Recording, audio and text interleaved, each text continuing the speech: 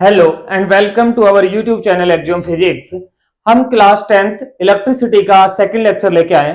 इस second lecture में हम कवर करेंगे कि रेजिस्टेंस क्या होता है, ओम्स लॉ क्या है, ठीक है, हीट और इलेक्ट्रिक पावर, इन सभी टॉपिक के बारे में डिस्कस करेंगे।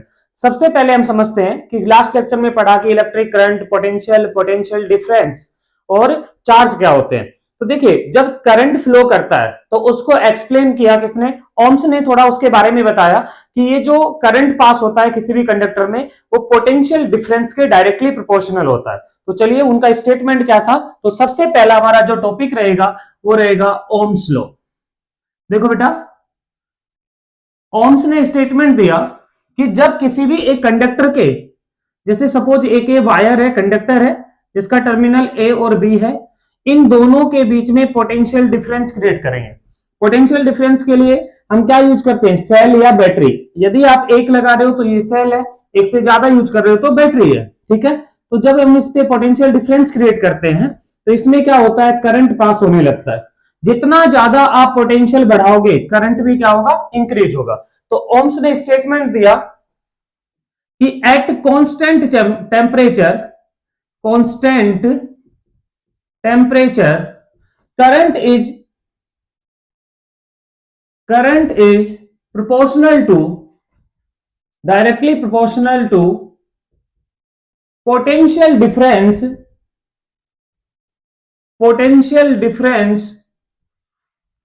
across the terminals of the wire, या वायर की जगह आप यूज करो कंडक्टर। किसी भी कंडक्टर के जब दो एंड्स पे, टर्मिनल्स पे हम पोटेंशियल डिफरेंस क्रिएट करते हैं तो उसमें जो करंट फ्लो होता है वो उसके क्या होता है, डायरेक्टली प्रोपोर्शनल होता है। तो देखिए इस स्टेटमेंट से क्या हो गया, I is directly proportional to V।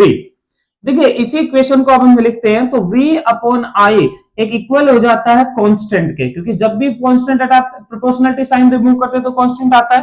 तो V अपॉन I, और जो आपका कांस्टेंट होता है वो होता है R। R को बोलते हैं resistance, sorry, V upon I।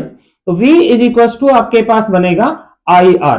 ये आपका पोटेंशियल और करंट का रिलेशन आ गया। किसने बताया, ओम्स लॉ ने। कंडीशन जरूर याद रहे कि कांस्टेंट टेम्परेचर, फिजिकल जो कंडीशंस है वो क्या होनी चाहिए, कांस्टेंट होनी चाहिए। उस केस में करंट जो डायरेक्टली प्रोपोर्शनल होता है किसके, पोटेंशियल के होता है। चलिए इसी से R यहां पर क्या है, रेजिस्टेंस। देखिए जब इसमें ये स्टेटमेंट दिया तो जब भी कोई डायरेक्टली प्रोपोर्शनल बढ़ रहा है तो दो क्वांटिटी है, एक करंट है और एक क्या है, पोटेंशियल। तो इसका ग्राफिकल रिप्रेजेंटेशन तो हम पढ़ते हैं कि ओम्स लॉ ने ग्राफ बनाया इसका। जो ग्राफ बनेगा, ग्राफ के लिए हम क्या करेंगे, एक्स एक्सिस और वाई एक्सिस ड्रॉ करेंगे। एक्स एक्सिस पे हम करंट को ड्रॉ कर रहे हैं और यहां पर वी आई ग्राफ बोलते हैं इसको, V I potential and current के बीच में। तो हम यहां देखते हैं कि दोनों क्या होते हैं, डायरेक्टली प्रोपोर्शनल।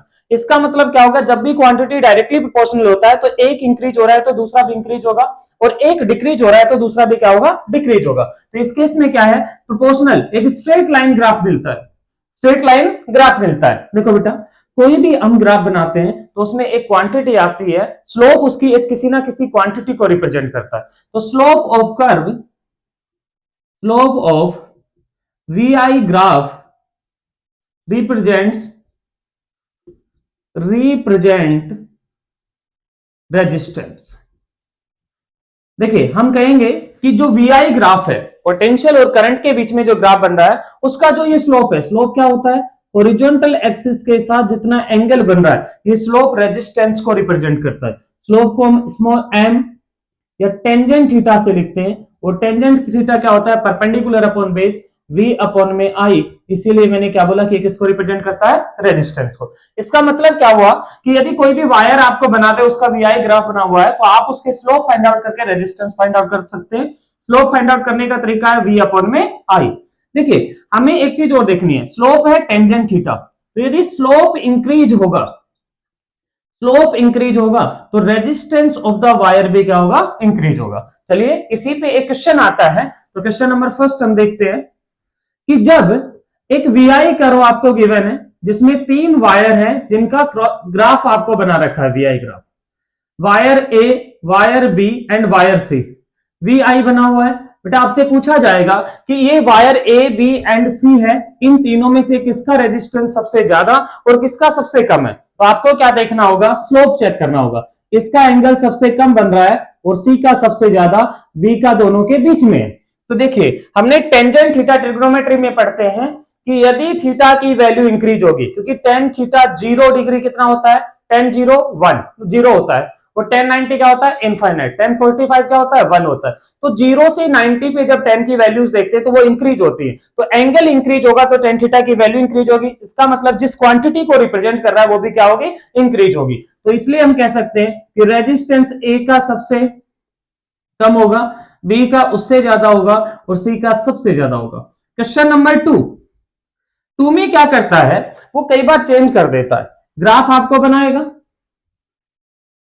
आई और यहां लिख देगा वी, और आपको गिवन होगा कि ये 3 वायर हैं और तीनों वायर का आपको रेजिस्टेंस बताना। ये वायर 1 2 और 3 नाम ले लिया। इस बार आपसे पूछा जाएगा कि इसमें से सबसे ज्यादा रेजिस्टेंस किसका है। अब हमने जनरली क्या पढ़ा है कि यहां पर स्लोप हम यहां से देखेंगे, 3 का सबसे बड़ा और 1 का सबसे छोटा, हम लिखेंगे रेजिस्टेंस 3 का सबसे ज्यादा है। बट नहीं, हमें आई के साथ एंगल देखना है। जब आई के साथ आप एंगल देखोगे करंट वाले के साथ, तो इसका सबसे कम और R1 का सबसे ज्यादा। तो आप यहां लिखेंगे कि R1 सबसे ज्यादा है, R2 उससे कम है और R3 का रेजिस्टेंस सबसे कम है। तो ये आंसर इसका क्या होगा, करेक्ट होगा। मैंने क्या बताया कि जब आप इनके I और V को चेंज कर देते हैं तो स्लोप हमेशा I के साथ या करंट के साथ जो बन रहा है वहां से रीड करेंगे, तो हमारे पास आ जाएगा कि किसका रेजिस्टेंस ज्यादा है और किसका कम है।